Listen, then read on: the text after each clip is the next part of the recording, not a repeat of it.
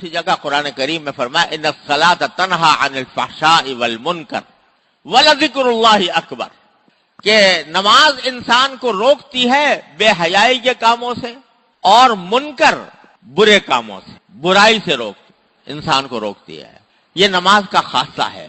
جب آدمی نماز کا پابند بن جاتا ہے تو اللہ تعالیٰ کے فضل و کرم سے اس کے دل میں ایک احساس پیدا ہو جاتا ہے کہ میں روز اپنے پروردگار کے سامنے جا کے کھڑا ہوتا ہوں اور کہتا ہوں ایاک نعبد و ایاک نستعین، میں آپ ہی کی عبادت کرتا ہوں، آپ ہی سے مدد مانگتا ہوں۔ روز اللہ تعالیٰ کے سامنے 5 مرتبہ جا کر یہ اقرار کرتا ہوں، تو اب مجھے اگر میں یہ کام کروں گا، دھوکہ دوں گا، رشوت لوں گا، تو یہ میرے لیے آخرت میں جہنم کے انگارے جمع کرے گا۔ یہ دل میں خیال پیدا ہوتا ہی ہے اس شخص کے جو نماز کی پابندی کرے 5 وقت اہتمام کے ساتھ پڑھے۔ بعض لوگ کہتے ہیں بھائی لوگ نماز بھی پڑھتے ہیں اور دھوکے بھی دیتے ہیں اور اس طرح کے کاموں میں مبتلا ہوتے ہیں۔ ٹھیک ہے، بعض لوگ ایسے ہوتے ہوں گے، لیکن اگر بحیثیت مجموعی دیکھا جائے نماز پڑھنے والے اور بے نمازی، تو بے نمازیوں میں یہ چیزیں زیادہ پائی جائیں گی بنسبت نماز پڑھنے والوں کے۔ اور نماز جو روکتی ہے وہ در حقیقت اس وقت جب آدمی نماز کو نماز کی طرح پڑھے، آدمی 5 وقتہ نماز کی جماعت کے ساتھ اہتمام کرے، خشوع کے ساتھ اللہ تعالیٰ کی طرف رجوع کر کے نماز پڑھے، تو پھر اس کے دل میں یہ احساس خود بخود جاگزین ہوتا ہے اور اللہ تعالیٰ کے فضل و کرم سے اس کو برائیوں سے روکتا ہے۔ تو 2 طریقے یہ بتایا اللہ تعالیٰ نے، اللہ تعالیٰ کا ذکر زبان سے ہو یا دل سے ہو، اور نماز کی پابندی، یہ 2 کام کرو گے تو انشاءاللہ تزکیہ جو کہا تھا پاکیزگی حاصل کرنا، وہ انشاءاللہ تمہارے لیے آسان ہو جائے گا۔ 2 طریقے بتائے اور ایک رکاوٹ کا ذکر کیا کہ اس پاکیزگی حاصل کرنے میں ایک چیز جو رکاوٹ بنتی ہے وہ کیا ہے؟ باری تعالیٰ فرماتے ہیں بل تؤثرون الحیات الدنیا، رکاوٹ یہ ہے کہ تم دنیاوی زندگی کو ترجیح دیتے ہو آخرت کے اوپر۔ ہر وقت دماغ میں دنیاوی زندگی کو بہتر بنانے کا خیال ہے، زیادہ سے زیادہ مجھے پیسے مل جائے، زیادہ سے زیادہ دولت جمع ہو جائے، زیادہ سے زیادہ مزہ آ جائے، زیادہ سے زیادہ میری شہرت ہو جائے، زیادہ سے زیادہ بڑے سے بڑا میں منصب حاصل کر لوں۔ دل و دماغ پر ہر وقت تمہارے یہی خیالات مسلط ہیں اور دنیاوی زندگی کو ترجیح دیتے ہو۔ چلو اس وقت تو مزہ آ رہا ہے، اس وقت تو لذت آ رہی ہے، اس وقت تو دولت حاصل ہو رہی ہے، کل کو کیا ہوگا دیکھا جائے گا۔ یہ ایک دماغ پر یہ بات مسلط ہے کہ دنیاوی زندگی کو ترجیح دے رہے ہو ہر معاملے کے اندر۔ اس کا علاج یہ ہے کہ والآخرۃ خیر وابقیٰ، حالانکہ آخرت جو ہے وہ دنیا کے مقابلے میں کہیں زیادہ بہتر بھی ہے اور زیادہ پائیدار بھی ہے۔ اللہ تعالیٰ نے فرمایا کہ اس دنیاوی زندگی کو ترجیح دینے کا علاج یہ ہے کہ ذرا یہ سوچو کہ دنیا جو ہے نا، اس کے اندر کتنی ہی محنت کر لو، کتنی ہی کوشش کر لو، کتنا ہی دولت جمع کر لو، لیکن کبھی غم سے اور فکر سے چھٹکارا نہیں مل سکتا۔ کوئی انسان اس دنیا کے اندر ایسا پیدا نہیں ہوا، نہ ہوگا، کہ جسے صرف دنیا میں مزہ ہی مزہ آیا ہو اور جس نے خوشیاں ہی خوشیاں حاصل کی ہوں اور کبھی رنج سے غم سے سابقہ پیش نہ آیا ہو۔ ہے کوئی؟ بڑے سے بڑا بادشاہ، بڑے سے بڑا مالدار، وہ دیکھنے میں مال دولت کے ڈھیر اس کے پاس جمع ہیں، لیکن اگر اس کی اندرونی زندگی میں جھانک کر دیکھو تو نہ جانے کتنے غم لگے ہوئے ہیں، کتنے دکھ لگے ہوئے ہیں۔ کسی انسان کو خالص خوشی یہاں پر میسر نہیں آتی، خوشی کے ساتھ رنج کا، غم کا کانٹا لگا ہوا ہے۔ اگر آرام ہے تو تکلیف بھی ہے، کچھ نہ کچھ تکلیف بھی ہے۔ کوئی خوشی خالص نہیں، کوئی راحت خالص نہیں۔ اس کے برخلاف آخرت میں فرمایا والآخرۃ خیر، وہاں پر جو ہے وہ خیر ہی خیر ہے، یعنی راحت ہی راحت ہے، خوشی ہی خوشی ہے، اس میں رنج کا کوئی کانٹا نہیں۔ لا خوف علیہم ولا هم یحزنون، جنت کے لوگوں کے لیے فرمایا اللہ تبارک و تعالیٰ نے کہ نہ ان کو کوئی خوف ہوگا مستقبل کا کہ آئندہ یہ ہو جائے گا وہ ہو جائے گا، یہ جو ہر وقت دماغ پہ اندیشے لگے رہتے ہیں، یہ ہرگز کوئی خوف نہیں۔ ولا هم یحزنون، نہ ان کو کوئی رنج پاس پھٹکے گا، کوئی غم نہیں۔ آپ ذرا تصور کرو اس زندگی کا جس میں نہ کوئی خوف ہو نہ کوئی غم ہو، خالص خوشی خوشی، نہ آئندہ کا کوئی خوف کہ کل کو میرا کیا انجام ہونے والا ہے، اور نہ ماضی کا کوئی غم، اس زندگی کا تصور کرو۔ آج ہم دنیا میں ایسی زندگی کا تصور کر ہی نہیں سکتے کسی بھی انسان کے بارے میں کہ اس کو نہ کوئی خوف ہے نہ کوئی غم ہے، کچھ نہ کچھ ضرور لگا ہوا ہے۔ لیکن آخرت کے اندر نہ کوئی خوف ہے نہ کوئی حزن ہے۔ فرض کرو آپ ایک بہت مزیدار قسم کا کھانا کھا رہے ہو، بڑی لذت آ رہی ہے، بے شک لذت حاصل کر رہے ہو، لیکن ساتھ میں اگر کھاتے جاؤ تو اندیشہ لگے گا اور کھاؤں گا تو پیٹ خراب ہو جائے گا، یہ خوف لگا ہوا ہے۔ پیٹ خراب ہو جائے گا، بیمار پڑ جاؤں گا، یہ خوف لگا ہوا ہے۔ اور واقعی اگر زیادہ کھا لیا تو پتہ نہیں خدا جانے کیا پیٹ کی خرابی لازم آئے گی۔ لیکن آخرت میں یہ کوئی خوف نہیں، کیونکہ جو چیز بھی، جو لذت بھی حاصل ہوگی اس کے اندر کسی غم کا، کسی تکلیف کا کوئی شائبہ نہیں ہوگا۔ تو کوئی بھی چیز ایسی نہیں ہوگی جس کے اندر خوف ہو کہ بھئی اس سے آگے چل کے مجھے نقصان پہنچ جائے گا۔ چنانچہ بعض احادیث میں آتا ہے کہ انسان جتنا چاہے گا کھائے گا، جتنا چاہے گا آرام کرے گا۔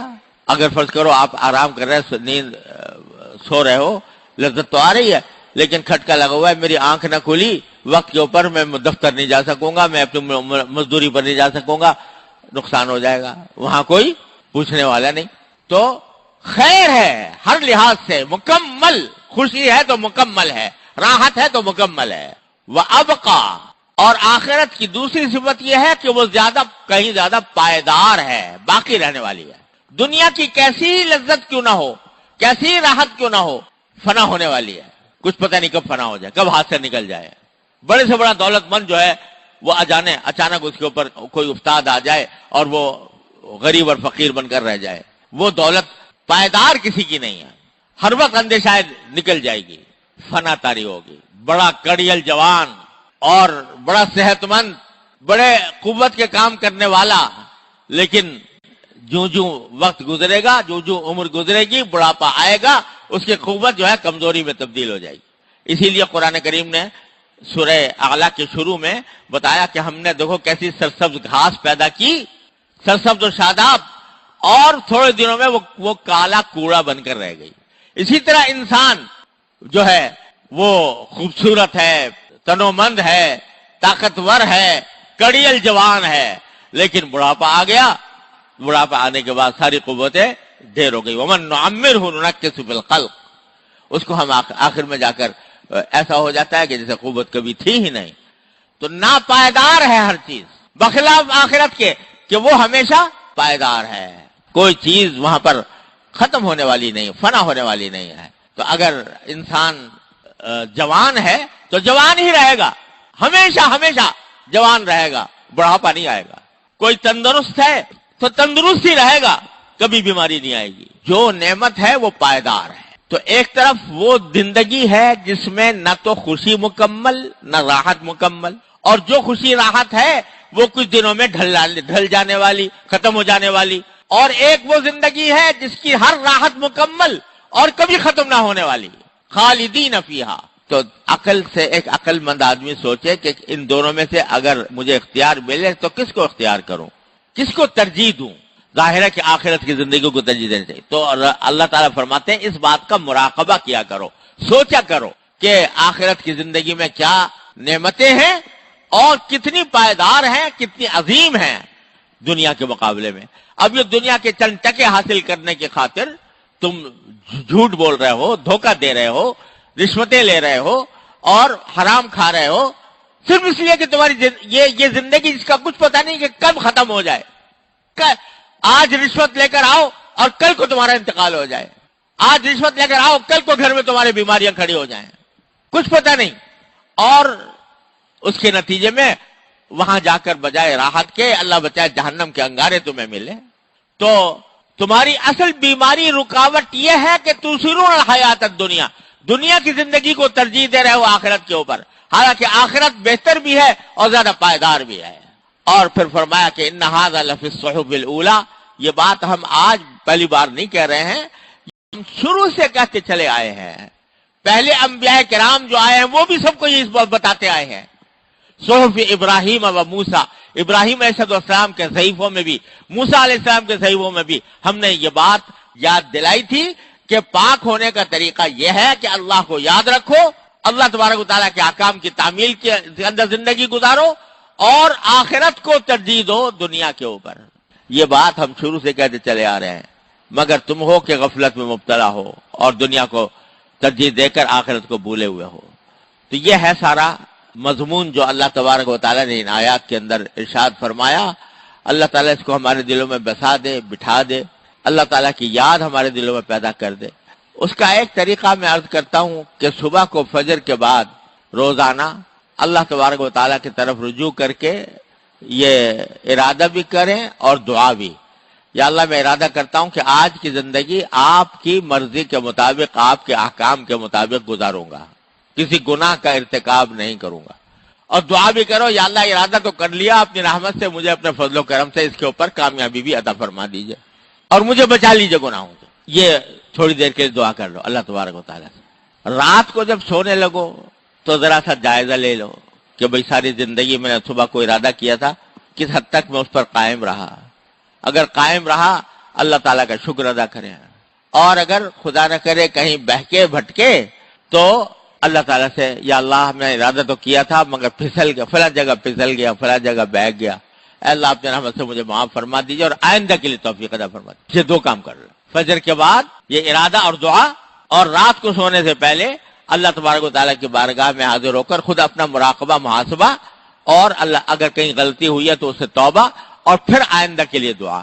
یہ اگر پلے باندھ لیا، یہ دو کام پلے باندھ لیے، انشاءاللہ ثم انشاءاللہ اللہ تعالیٰ کی رحمت کے بھروسے پر عرض کرتا ہوں کہ انشاءاللہ زندگی میں انقلاب آ جائے گا اور اللہ تعالیٰ کے مطابق زندگی انشاءاللہ گزرے گی. تزکا کے اندر داخل ہو جائیں گے ان لوگوں میں جو پاکیزگی حاصل کرتے ہیں اور اللہ تعالیٰ کے وعدے کے مطابق ان کو فلاح حاصل ہوتی ہے، ان میں انشاءاللہ داخل ہو جائیں گے.